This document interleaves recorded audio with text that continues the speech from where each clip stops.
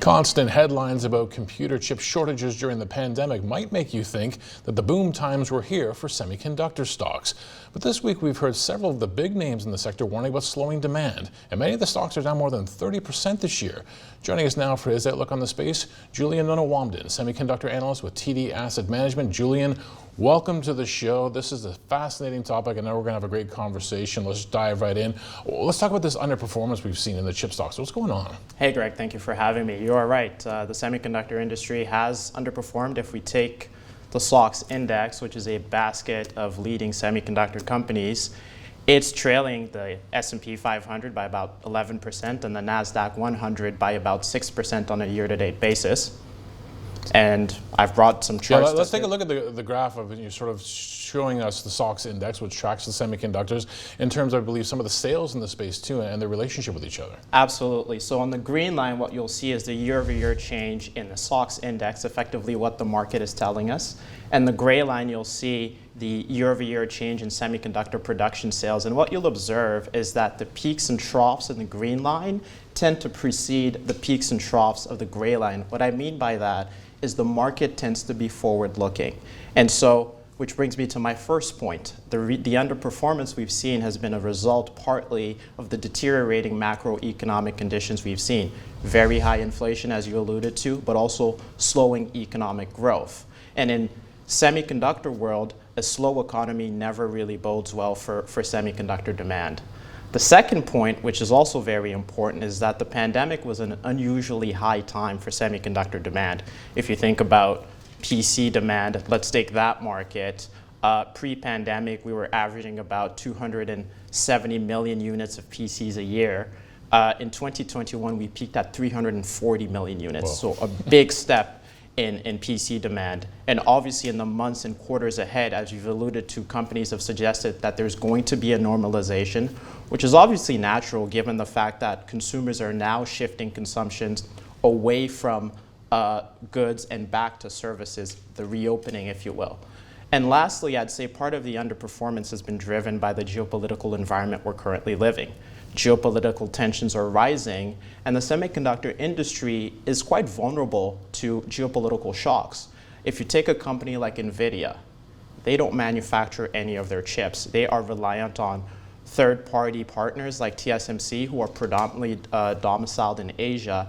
And to the extent that we're entering a bifurcated world, then the equity risk premium to own semiconductor companies is likely gone up, and I think it's probably gone up meaningfully. So it's interesting that we're seeing these market dynamics shift from what we were told during the pandemic about no one can get their hands on chips, including the automakers. And so then, of course, you get political solutions, but they take a while to come to the fore. So we had some news this week out of the Biden administration. A little too late on this front, or preparing us more for the future demands of chips? Yeah, so the CHIPS Act, which will be providing about $50 billion in subsidies for US semiconductor production, that represents about 10% of semiconductor sales. So it's not a meaningful amount from the grand scheme of things, but what I think it does is that over the long term, it will offer added capacity to the industry, add resilience to the industry by way of having manufacturing capacity in the US. And there are other governments as well that are providing subsidies to the semiconductor industry, notably Europe and Japan. I'd say in the short term, however, the addition of capacity in a slowing demand environment poses the risk of oversupply, and I think that's what the market is also contending with. It's interesting to see, obviously, and this was a big discussion during the pandemic about the re-onshoring of certain production in certain sectors, including semis, because people started worrying about the global supply chain getting all snarled up. Yes. Going forward, is this going to mean a higher price environment?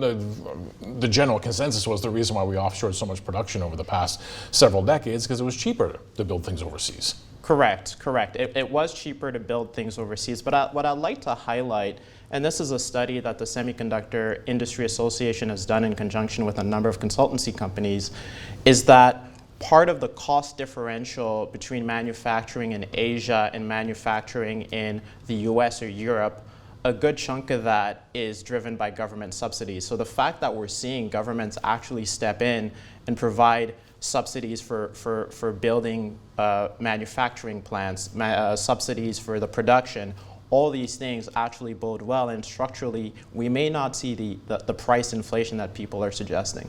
Now, a phrase I haven't heard for a while, perhaps because we're living it now, was the Internet of Things, right? That eventually we get to a point where everything would need microchips in it because that would just be the future we are living in. Does that thesis still hold? And then going forward, then what's the overall picture for chips, 5, 10, 20 years down the road? Well, let's take a step back. If we think about the last 20, 30 years in semiconductor production, and I brought a chart to illustrate that, we've had a steady growth, which has been about 1.5 to 2 times the rate of global GDP growth. And today we have a $550 billion annual production market. Well, what's driving that? I'd say smartphones, PCs, I mean, literally everything we consume on a day-to-day basis has some kind of semiconductor component to it. On a go-forward basis, I think that trend is mostly unchanged. It's going to continue. Going back to your comment on autos, an electric vehicle has about 2 to 3 times the semiconductor content of an equivalent internal combustion engine vehicle. And so that's a driver of growth for the future. Another area of growth is cloud computing, and we're seeing the adoption of artificial intelligence, machine learning, all these different technologies. They're going to bode well for structural semiconductor demand. Addressing climate change, that's a driver of semiconductor demand with solar panels and wind farms and whatnot. But obviously, I think that the biggest change pre-pandemic versus now has to do with the geopolitical landscape. Obviously, the semiconductor industry is very geographically decentralized. I gave the example of NVIDIA, but also you have companies like ASML that have more than 4,000 suppliers globally. And so when you have a global web of companies that operate in unison, any disintegration of this global unity poses a structural threat.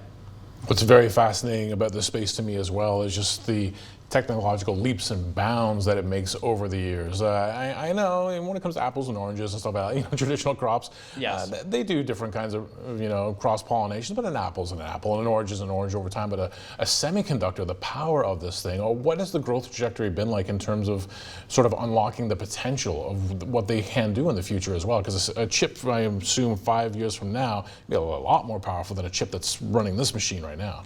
Well, I mean, that's partly true. I'd say we've certainly seen that historically. Actually, innovation in the industry has been guided by an axiom known as Moore's Law, which effectively states that the number of transistors, which are these little switches that are invisible to the naked eye, that enable the flow of electrical current to and from devices, that's doubled every 2 years or so. So every 2 years, the number of transistors on a chip has doubled, and doubling every 2 years for 50 years is a very, very transformative change.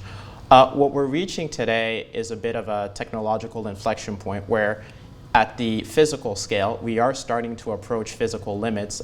Now you're hearing about chips that are made at 5 nanometers, and we're headed towards 3 nanometers, 2 nanometers, et cetera. So the pace of innovation will slow, but there's certainly continued innovation ahead of us, for sure.